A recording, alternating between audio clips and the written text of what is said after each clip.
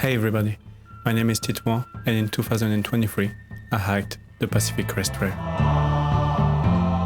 Following this journey, I made a documentary called The Long Way Home, available on YouTube. With over 250,000 views, the response to this movie has been amazing and I can't thank you enough for all your support.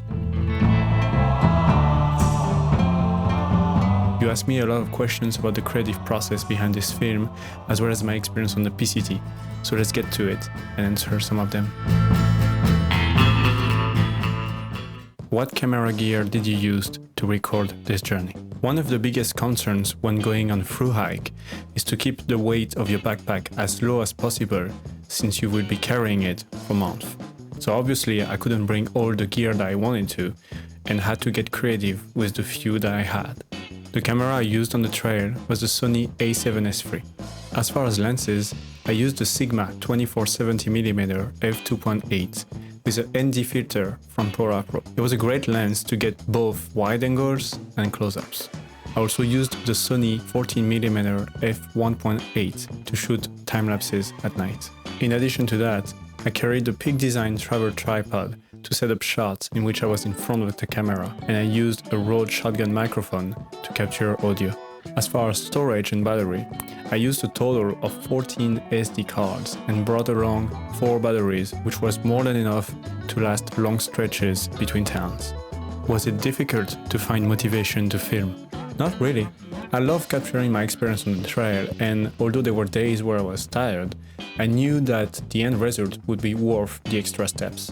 Did documenting your journey impact your hike? And if so, negatively or positively? Like many other people planning on bringing their camera on the trail, I kept asking myself questions like, will it distract me? Will it prevent me from enjoying the moment?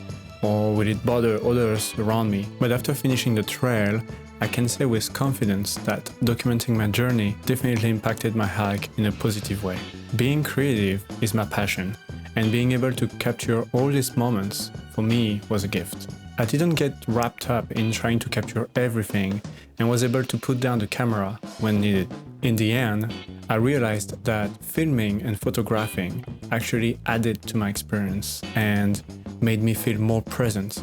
Plus, I will have all these photos and videos to look back on when I grow old, and I'm very thankful for that. Did you have someone to film you? No, I filmed everything myself, including the shots in which I'm in front of the camera. Okay, walk!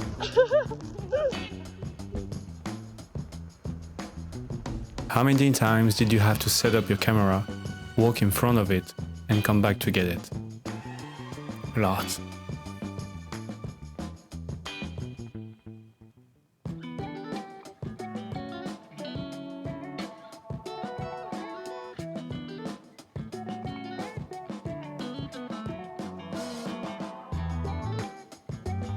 How did you build your documentary? Did you already know what you were going to do before starting the trail, or did you make it progressively as you went? I already knew the theme that I wanted the documentary to have. I knew that I wanted to make it a more realistic and intimate representation of what a thru hike can be, one where you, the audience, would feel like you were traveling with me the whole time. However, I knew that an adventure like this would be very unpredictable.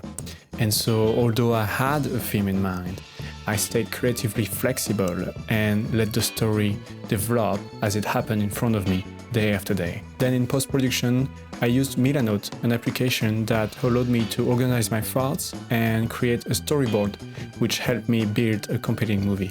Where did you find inspiration? I found a lot of inspiration from my favorite movies and documentaries. They helped me with shaping the story and capturing my experience in a more cinematic way. Some of them included Into the Wild, Dance with Wolves, Wild, and Through the Pacific Northwest. For the voiceover, did you think about it while on the trail, or did you do everything in post? For the voiceover, it was a mix of both. While on the trail, I wrote in a journal every night before going to bed to to save all the emotions, thoughts and stories from the day. After finishing the trail, I then used all these writings as a base to work from and to create the voiceover that you can hear in the movie. Are you planning on making more videos? Yes, I will be going on a through hike of the Continental Divide Trail this summer and will be again capturing the whole journey to make a documentary about it. I will also post more short videos of the day-to-day lives of through hikers on my Instagram. Favorite trail town? Bishop was my favorite trail town. It had everything you needed for resupply, and it also had great restaurants, great bars, great coffee shops. Everything was walking distance from our hotel, which as through hikers we love that, and we ended up going there twice. How long did it take you to get through the Sierra?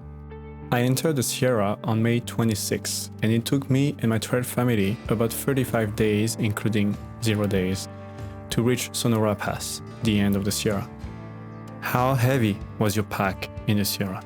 In the Sierra, my backpack weighed around 55 pounds. It included my snow gear, warm clothes, food for 8 to 10 days, and my camera gear, of course.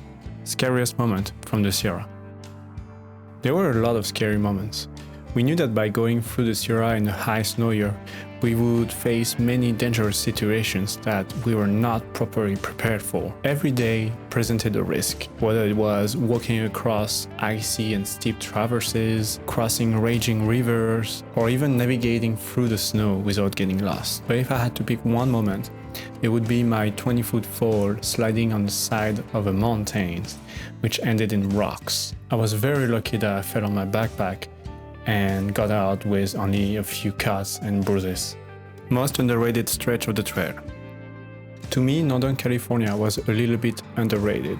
I think it has gotten a bad reputation over the years, since most people heading northbound go through it after the Sierra, and so it may seem as the scenery is not quite impressive, but I was surprised by the landscape and I thought it was beautiful, especially the section between Burney Falls and Mount Shasta.